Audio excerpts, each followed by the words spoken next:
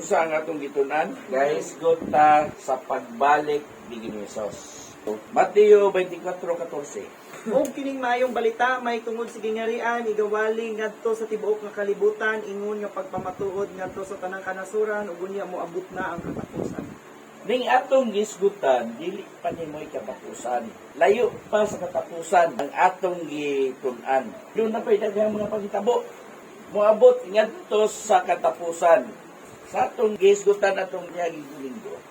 Mao kini ang gitawag og Armageddon War. Og diya sa Armageddon War, ingon dito, Zacarias 14:1 hangtod sa 4. Aniya karon ang adlaw sa Ginoo moabot na sa diha nga ang imong mga sinakmit pagabahinon diha sa taliwala nimo o Sion. Kay tigumon ko ang tanang mga nasod sa pakigubat batok sa Jerusalem ug ang syudad pagaagawon ug ang mga balay pagatulisan ug ang mga babaye pagalubuson ug ang katunga sa syudad mahiadto sa pagkabinihag ug ang salin sa katawhan dili pagaputlon gikan sa syudad. Unya ang Ginoo moasdang ug makig-away batok niadto mga nasod sama sa iyang pagpakig-away sa adlaw sa gubat. Ug ang iya mga tiil mutindog niadtong adlaw sa bukid sa mga olibo nga anaa sa atbang sa Jerusalem. Amen. Nayon sa sidlakan ug ang bukid sa mga olibo mapikas sa iyang taliwala ngadto sa sidlakan ug ngadto sa kasadpan. Ug mahimo unya ang dako kaayong walog ug ang katunga sa bukid mobalhin ngadto sa mihanan ug ang katunga ngadto sa bagatan. Mutugsad ang iyang mga tiil sa bukid sa Olibo. Buhat 11. Ug maingon kanila, mga tawong Galileanon nganong nagatindog man kamo dinhi ug nagatutok sa langit. Kining maong Hesus kay gikuha gikan kaninyo ngadto sa langit. Mubalik raon niya sa paagi nga sama sa inyong nakita sa iyang pagsaka sa langit. Kining iyang pagbalik na ni gitawag og sikan 2 Tesalonica 3:13. Aron iyang mamalig-on ang inyong mga kasing-kasing nga mawalay ikasaway diha sa kabalaanon sa atubangan sa atong Dios ug Amahan. Inigabot na niya sa atong Ginoong Hesus uban sa tanan niyang mga balaan. Sa iyang pagbalik, uban na niya ang iyang mga balaan. O kining maong bukid sa Olibo, mapikas ni. Nini, makigubat siya. Unsa man ang nagubat. Kadtong giingon dito sa Zacarias, nga libutan ang balaang syudad. Kay tigumon ko ang tanang mga nasod sa pakigubat, batok sa Jerusalem ug ang syudad pagaagawon ug ang mga balay pagatulisan ug ang mga babaye pagaluguson ug ang katunga sa syudad mahiadto sa pagkabinihag. Nabihag ganito uban nga katong October 2023. Ilusog sila sa Hamas ug sa mga pinungdan sa gubat sa Israel o sa Gaza. Daghang biniha kadto ron pa i-release ang uban. O ang mga babae pagaluguson pero dili pa na mao ang nahitabo karon. Ang Ginoo moasdan og makig-away batok niadtong mga nasod sama sa pakig-away sa adlaw sa gubat. Mao na ni siya ang Armageddon War 16 sa Revelation. Og ilang gipanagtigom sila sa dapit sa nga pinulungang Hebrewanon ginganlag Armageddon. Armageddon. Hebrew word Harmageddon. Sa Greek word Armageddon. O sa ikalugan niya na. Hindi lang na siya mabasa diha sa pinadayag this Battle of that great day of God Almighty. Kuno sa 14, sa giingon des 14. Kay kini sila mauman ang mga espiritu sa mga yawa nga magahimog mga milagro nga managpangadto sa mga hari sa tibuok kalibutan aron sa pagtigom kanila sa pag-asdang sa gubat sa dakong adlaw sa Dios nga makagagahom sa tanan. Kaya makig-away gani sa mga balaan, dili gyud na mga balaan, makadawtan yun na. Shall we quote? The word properly means the Mount of Megiddo. Mount of Megiddo kining giingon og Armageddon. It is the scene of the final conflict between Christ and Antichrist. Ngano na ang Antichrist? Tungod kay dinhi sa gitawag og 7 years Great Tribulation, ang iyang climax dinhi mao man ang Armageddon War. Mao na climax gyud. Basahon na to og unsa gyud ang mahitabo niya na 14 sa Pedayag hangtod sa 20. Unya mitanaw ako og aniya karon diay usa ka maputi nga panganod. Ug sa ibabaw sa panganod dihay naglingkod nga murag anak ug tawo. Nga may purong-purong bulawan sa iyang ulo. Ug usa ka mahait nga galab diha sa iyang kamot. Ug gikan sa templo migula ang laing manulunda nga sa makusog nga tingog misinggit ngadto sa paglingkod sa ibabaw sa panganod. Palihuka ang imong galab ug pangani na. Kaya ang takna sa ting-ani nahiabot na. Sanglit ang alanihon sa yuta, hinog na kaayo. Ug ang naglingkod sa ibabaw sa panganod, mipalihok sa iyang galab sa ibabaw sa yuta. Ug ang yuta gianihan. Ug ang lain pa nga manulunda migula gikan sa templo dito sa langit. Ug siya usab may mahait nga galab. Unya ang lain pa usab nga manulunda migula gikan sa halaran. Ang manulunda nga may gahom sa pagbuot sa kalayo. Ug ang may mahait nga galab iyang isinggitan sa makusog nga tingog nga nagingon, palihuka ang imong galab ug pamutla ang mga bulig sa paras sa yuta kay ang mga ubas niini hinog na. Ug ang manulunda mipalihok sa iyang galab sa ibabaw sa yuta ug iyang ipamutol ang mga bulig sa paras sa yuta. Ug giit sa kini ngadto sa dakong pigsanan sa kapungot sa Dios. Ug dito sa gawas sa syudad ang pigsanan gipanaggiukan ug gikan sa pigsanan mibaha ang dugo nga may kahabog nga mosangko sa bukado sa kabayo sa gitas-on nga tulo ka gatos ka kaluob kaluhaan ka kilometro. Kaning alanihon, mo kini ang mga tao, o kining hinog na nga paras, mao kana ang gidaganon sa mga tao nga nagalibot sa syudad. O kining pigsanan, yes, pigsanan sa maong ubas, pula biya ng ubas, mao kana ang dugo, deres 20. O dito sa gawas sa syudad, ang pigsanan gipanaggiukan, giok na. O gikan sa pigsanan mibaha ang dugo nga may kahabog nga musangko sa bukado sa kabayo. Diri, tingali, ani, iugan dapit. Bridle, bridle man sa English. Ang maong bukado sa bukayo, katong mga kabayo nga habog kayo, katong mga 6-footers nga tao, nga kutob ra siya nga buko-buko, habog na siya. Ang gi-address niya na, dili kilometro, furlong, 1420. And the winepress was trodden without the city. And the blood came out of the winepress. Winepress, pigsanan. Even unto the horse bridles, by the space of 1,600 furlongs. Ari kadiri sa Bisaya, sa gitas-on nga tulo ka gatos o kaluwaan ka kilometro. 320 kilometers. Ang gilakdo na na, ang dugo, bubanaw, ngadto sa gihabugon sa bukado sa kabayo.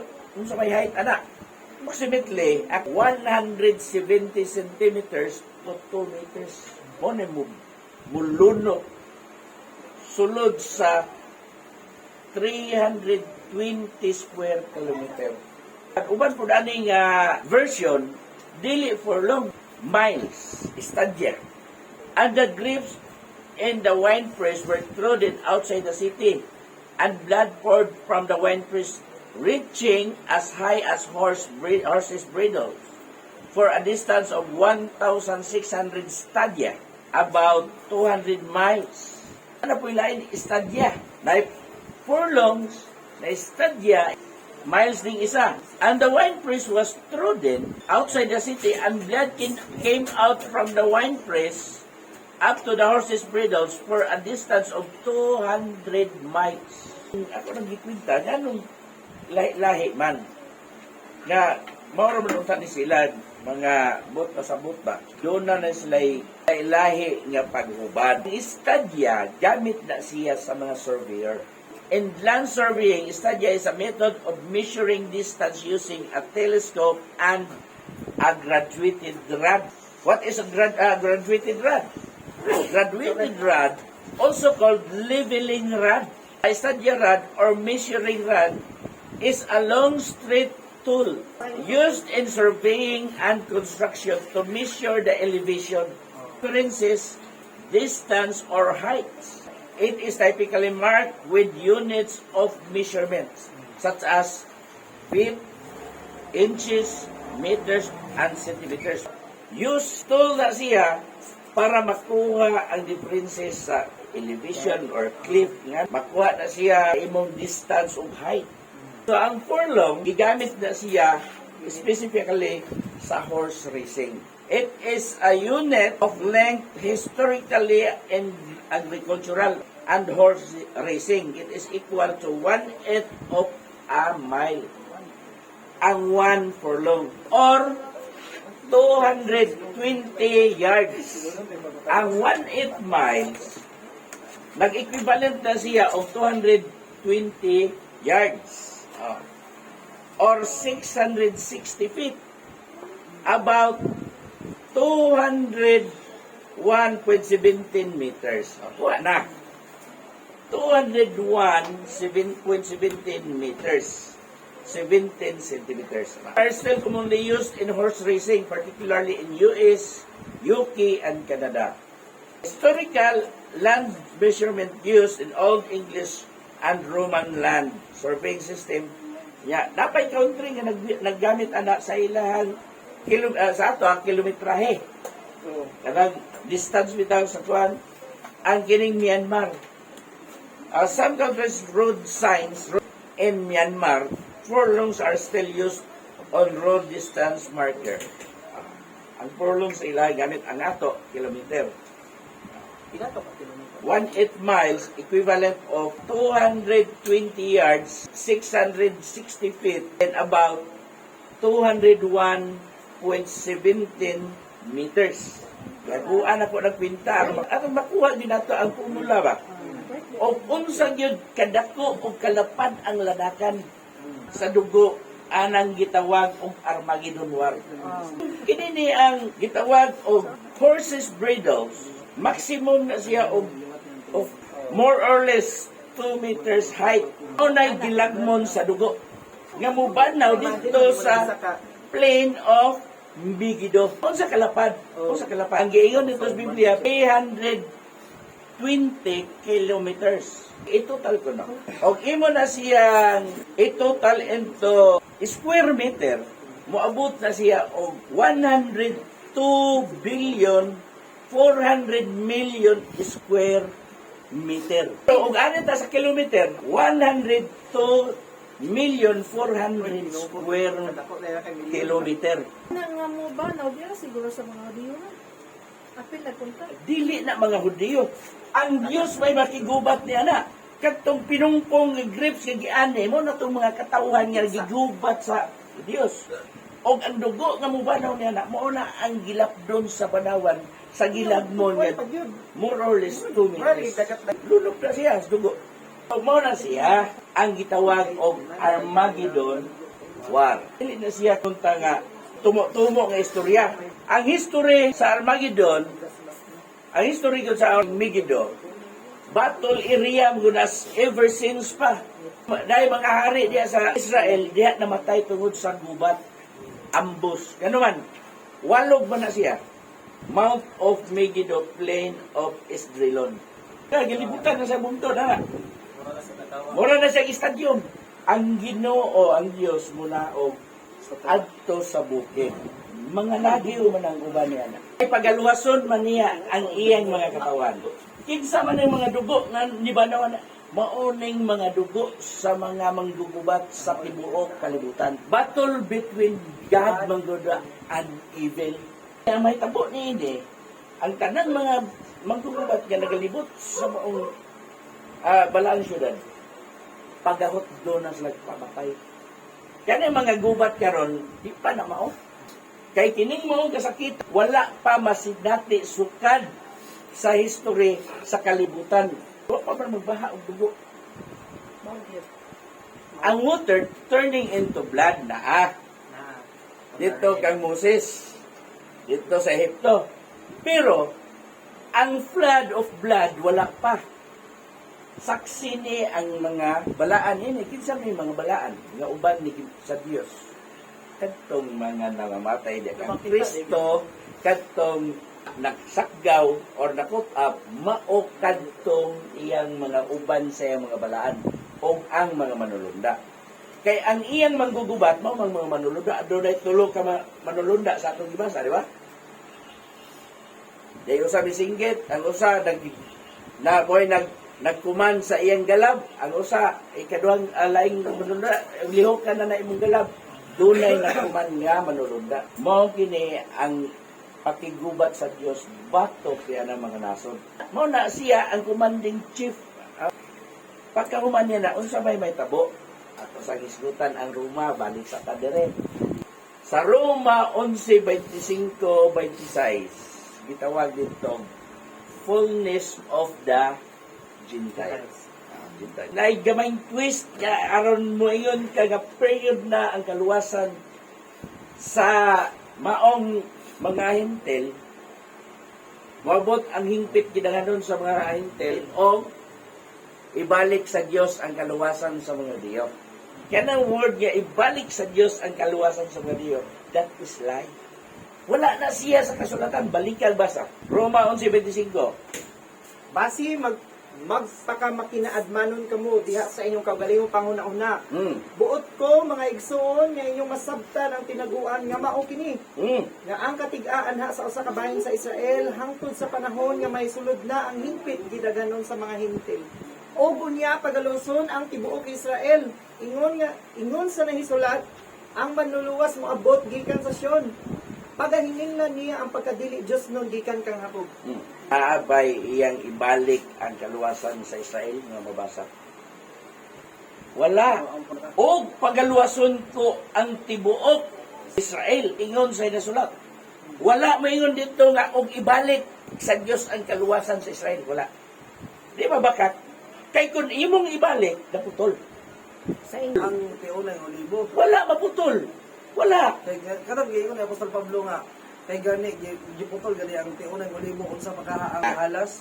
Putlon man yun, basta dili matinuhon. No gani. Pero not generally. Kay kung imong putlon, punuan. Saan nga may maputol? Ang pagka-Hudiyo, dili maputol. Itong mga sanga. Kuha ni mo? Putlon, lukaton, human. Kung iputol man galing ang tiunay, dili but pasabot nga namatay ang ilang kaluwasan. Nahanaw ang ilang kaluwasan. Wala. Si Apostol Pablo nag-istorya about grafting or budding. Gisumpay tadya sa punuan. Aron kita mabuhi. Kisa man ang punuan. Sila mo'y gatagan sa kaluwasan. Nakaambita sa kaluwasan. Wala maputol, wala po moingon niya, ibalik sa Diyos ang kaluwasan. That is misleading na siya nga pagka, oh, correct. Oh, ang giingon dito, o unya pagaluwason ang tibok Israel, ingon sa inusulat sa 26. Luwason ang ilang kaluwasan. Tungod kay di aman sila dire. Sa atong kaluwasan sa church age, yata sa church age, we are now in grace dispensation. Under sa grace dispensation mo ang gitawag og church age, church era. Grasya ang atong kaluwasan. Pero Under ta sa gitawag og kapanahunan karon sa iglesia. Under sa grasya. Kaya no, napapadaylaing under sa grasya. Nga kapanahunan. Yes, na pa. Kay matapos ang grasya, dire inagbalik ni Jesus. Ang grace is still na siya. Beyond sa utap. Padayon na siya. Wala matapos ang grasya. Unsa may natapos? Ang church era. Dili na siya na dispensation. Dili. Inom na human na ang dispensation. Wala pa. Ang grace wala pa matapos. Di ba na, under man na siya, 7 years, only 7 years lang na siya. Ang sunod niya dispensation mo ang millennium. But the 7 years Great Tribulation is still under grace dispensation. But there are two era. First, church era and then tribulation era. Sabot? Kapanahonan sa dakong kasakitan. Panahonan sa dakong kasakitan o kapanahonan sa iglesia. Ano mo ingon man? The fullness of the Gentiles. Ang ubang magwawali, mostly, nag-ingon dito nga, wala na kaluwasan ang mga hintil kay hingpit ng ginaganon. Tinuod na siya sa usa ka bahin. Kung abot ang hingpit ginaganon sa mga hintil diha sa church era. Ang gingon niya, ibalik sa Dios ang kaluwasan sa mga Hudiyo. Bakit na kay wala maputol ang kaluwasan sa Hudiyo. Ang tinuod paana, sila may unang giluwas. The fullness of the Gentiles in church age. It's under grace dispensation. Nagpadayon ang kaluwasan. Yes, padayon. Okay naman. But different different era and different nga pamaagi. Kining giluwas din ni sa cut-up, gipamatud-an ni sila. Pero ang luwason diri sa 7 years Great Tribulation, sila ang mupabatuon. That is the different. Wala na requirements diya sa bautismo. Mo bitaw nga dunay gitawag og tribulation saints. Bisan asa mo yung kanit tribulation saints, kinsa man na? Dito, kalahi-lahi Ha? mga sa pagkakuro. Tribulation saints. Basaha. Ang tribulation saints, pinadayag 20. 4. Unya, dihay nakita ko nga mga trono, o nini na naglingkod ang mga gitugyanan sa panghukom. Usab nakita ko ang mga kalag sa mga gipamunggutan sa ulo, tungod sa ilang pagpanghimatuod may tungod kang Hesus ug tungod sa pulong sa Dios. Ug nga wala mo simba sa mapintas nga mananap-o sa iyang larawan. Ug wala mo dawat sa iyang marka diha sa ilang mga agtang o sa ilang mga kamot. Sila na nabuhi pag-usab ug na naghari uban kang Kristo sulod sa usa ka libo ka tuig. Ang akong question, doon na by specific tribe or in a specific race nga giluwas? Nakoy line reference. Buhat 13:46-48. Og si Pablo og si Bernabe sa walay ko kahadlok ningon, kinahanglan gayod nga ang pulong sa Dios ang maigaon na sa pagmantala kaninyo. Apan kay inyo man kining gisalikway ug inyong gihukman ang inyong kagalingon nga dili ko sa kinabuhing dayon. Tan-awa kami mga to sa mga hintil. Kay sa ingon niini gisugo kami sa Ginoo nga nag-ingon. Gipahimutang ko ikaw nga kahayag sa mga hintil aron pagadadon mo ang kaluwasan hangtod sa kinatumyan sa yuta. Og sa pagkadungog niini sa mga hintil sila nangalipay og ilang gidalay ang pulong sa Dios. Og na nagpanuo ang tanan nga gikataganan ng daan alang sa kinabuhing dayon. Balik tagbasa sa 24:13 sa Mateo. Apan ang mulahutay hangtod sa katapusan mamaluwas. Apan ang mulahutay hangtod sa katapusan mamaluwas.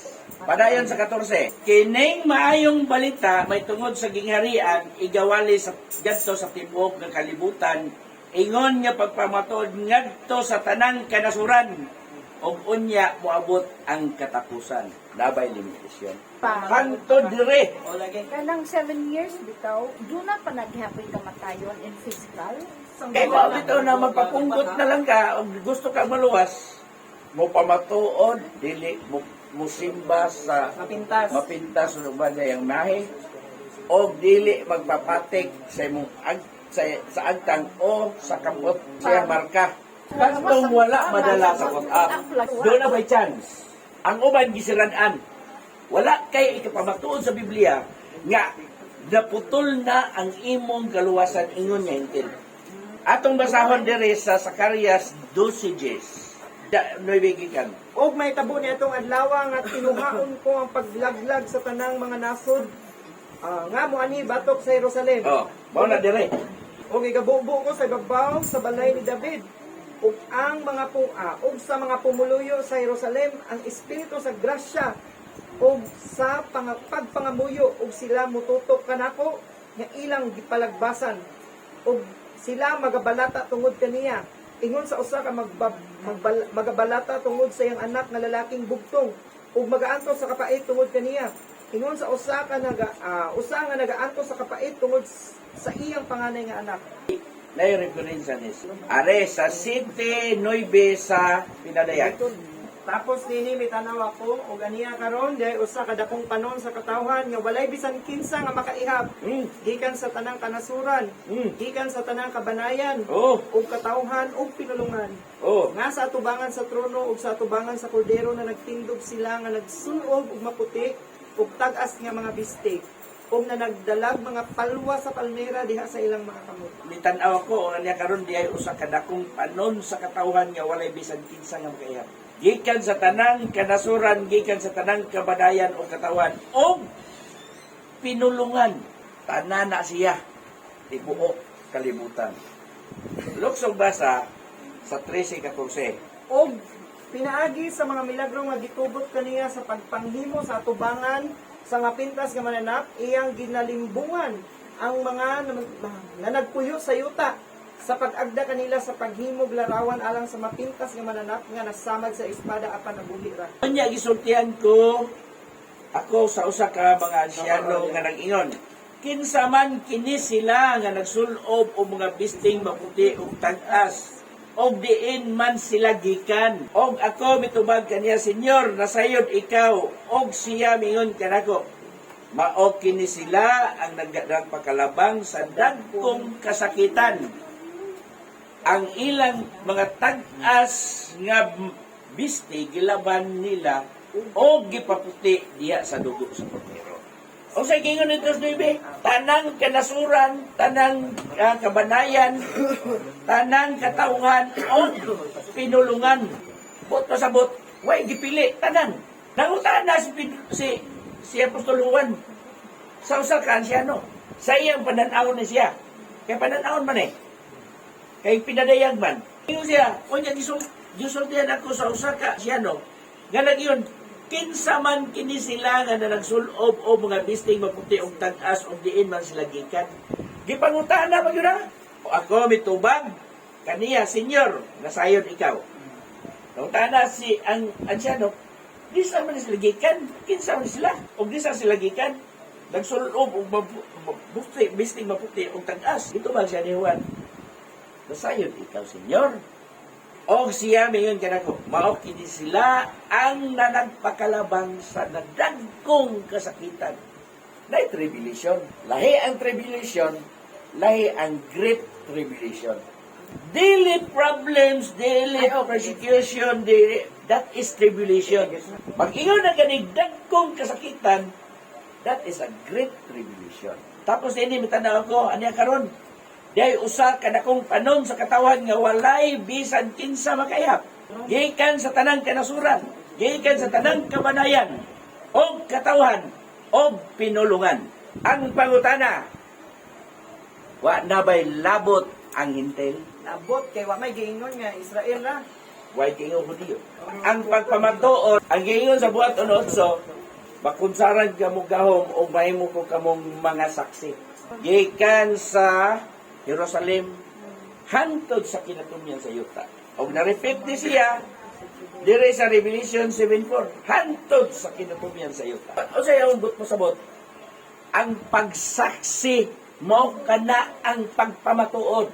Dili ka mahimong saksi, kung dili ka mo pamatuod. Wa mo pwede ingon sa Tesalonica nga katong dili maapil sa kagawon di na maluwas. Oh, No. pero, ang pag-iyon nga, wala nahihintil maluwas during sa Great Tribulation, Wrong. ang pangutana, Tinoo dili. Based lang sa atong gitunan. Kinsa may magtuyo, magpapunggot ka. Dili lang na mo i-question din yung dapita. Napag-i-question na diri yung dapita. Diri, nag-abot diri. Humana ni Armageddon War, pagagapuson ang yawa, ang karang serpente, o ihulog siya ngadto sa bottomless pit o gitawag og abyss. O tapos niya na, ang tanang nangaluwas, ang tanang na nagpakalabang sa dagkong kasakitan, survivor. O ang survivor, na may survivor ane. O sa gingon dito, Mupuyo, muhari, uban kag Kristo sulod sa usa ka libo ka tuig. Asa man ni dapit? Lahi nga dispensation but same world. Dili ka magkayong dautan. Naagyapon. Ang tanan nga survivor din. Kaning survivor gyud na mong gidi man gyud tanan mamatay. Matag nasod na among gyud mabilin. Ang ilang lawas is mortal. Not the same sa mga gikot up nga immortal body. Oh. Sumala sa unang Tesalonica 4:17 o sa unang Corinto 15:50 hangtod 53. Kamatay na. Dili ni sila parehas senaryo. Kining ikot up o kining nagpakalabang. Kay kini sila rewards di sa mga tao nga nangamatay kang Kristo o nagpabiling mga balaan ng batarong sa pag-abot ni Kristo. O sa may rason niya nawa sila madala. Kulang sila. Last option ni mo, bahala nang mamatay. Basta kay maluwas sa gyapon ko, makapuyo ko, ipon ni Ginoong Sos sa sulod sa kalibos ko. Ha? Mao ka nakatong gigo lagway no niya masunog ang buhay at atong kuanit niya. Pero maluwas na po siya. Oh, Las Corinto. Kahoy, kugon, og dagami. Nasunog siya dire. But pasabot, consume siya sa sulay. That's why namatay siya. Pero, tuwas siya po siya. Pagpamatuod na siya, ngano, nagdala na siyang marka sa iyang kinabuhi. Pero, kulang siya. Yun ako i-close. Ngano man? Umayon ka og katawa di wala sila nakatulog sa pamanon, pati di naluwas. Gisradaan sila. Wala sila maka-attender sa marriage supper of the Lamb. Wala sila maka-abot diri, takot up. Kay nagbaton man sila sa ilang kinabuhig lampara o dunay jutayng lana, makahimo pa sila pagpamatuod diri aron sila makapuyo uban kaniya. Maputol ang grasya padayon. Ang naputol na tapos lang ang kapanahunan sa iglesia. Diha sa iglesia. After sa 7 years Great Tribulation, gapuson ang yawa, and then, mupuyo ka. Ang pangutana, na may gining? Yes, may gining. Ngano lagi maglaom ta ana. Sa imo palang pagpangandam ana, wala na ka makasiguro sa imo kaluwasan.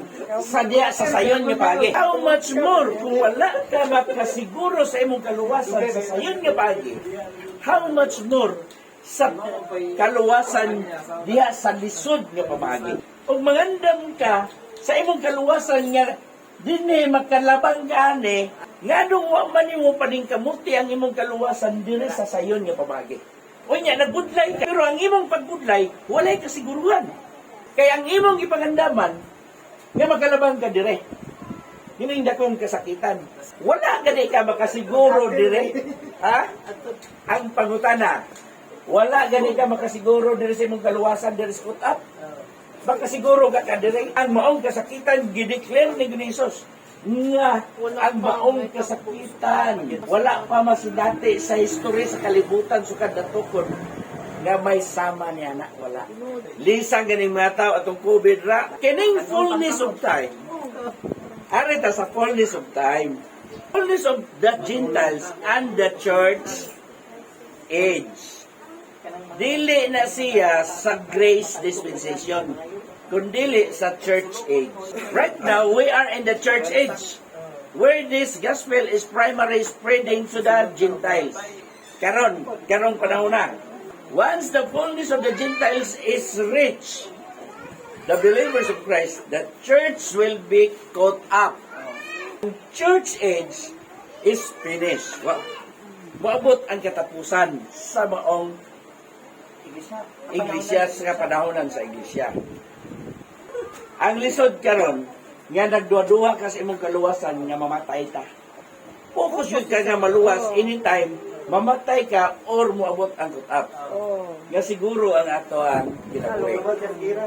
Og ang uban wala nila tagi og pagtagad ni kining mga butanga. Destiny of the church di ani. Kining Armageddon o kini sakop sa 7 years Great Tribulation, wala ni siya ilabot sa destiny of the church. Kay matapos ang church age, diri sakop up. Pero, mo-resume ang iyang destiny, wala maputol ang iyang destination, nalay iyang gi-escape, kinay dakong kasakitan. Escape lang na siya. Data diri sa marriage supper of the Lamb. Dayon, diha sa pagpakigubat sa Dios sa tanang kanasuran, uban taniya sa iyang pagnaog dito sa bukid sa Olivos. May kingon dito sa kuan, Uban sa yung mga balaan. uban sa iyang mga balaan. Mubalik siya. Tapos, niya na, gapuson si Satanas, nga mangyawa, magkarang si Pinte, mga demonyo, ihulog na ito sa bungaw nga walay katapusan. Ang kitang tanang hari uban ni Kristo sulod sa usa ka libo ka tuig diya sa kalinaw. Kay ang Gingos Biblia, ang ilang gidaganon sama sa bungon sa baybayon. Kauman niini, si Satanas buhian gikan sa iya sa bungaw. O tapos iyang lawgawon, limbungan ang mga tao, kinsa maning mga tawhana. Kini niya, inagkalaw daw mo na siyang gitawag og Gog and Magog. The fullness of the Gentiles and the church age. We are in the church age. Where this gospel is primary spreading to the Gentiles. Wala maputol ang kaluwasan sa mga Hudyo. Wa kay magbasa sa Biblia nga naputol.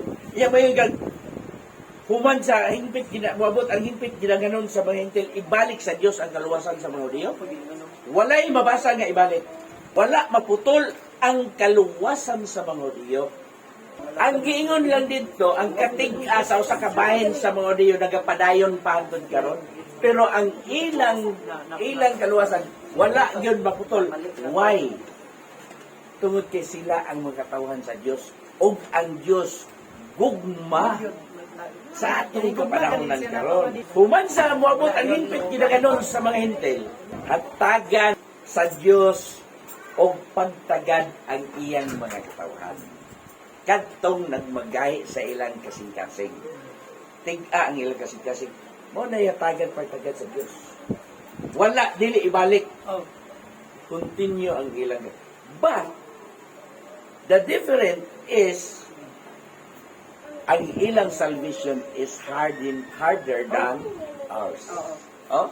Mao po na consequence lang. Mo na konsekwensya sa ilang pagka tig-a. Pagkadili pa tinuon. Tungod kay ang ilang kaluwasan, wala man sila mo agi diri sa sayon, ari sila sa lison. Tinuod na, kay mao man dunay gipabatuod. So dahil daghang mga bersikulo ana. Akong ihanay itong mga bersikulo aron atong matimbang kung sa naot ko nga ang pulong sa Dios di nimo labay nga kawan sa atong kinabuhi. Ya kining kaalam nga iyang gisangkap nato magapabilin ang pulong niya sa kamatuoran. Nga mahimo ni nato nga moy atong dalhon hangtod sa pagbalik sa atong buhi nga Dios. Nga matubang taniya diha sa pagkinabuhi sa kamatuoran nga nagasubay siyang dalan paingon ngadto sa kinabuhi. Amen. So salamat sa Ginoo sa iyang mga pulong nga iyang gihatag kanato karon, gipadayag nato karon nga nagatudlo kanato diha sa tinuod nga katudloan ng subay ug sibot sa iyang pulong dinhi sa kasulatan.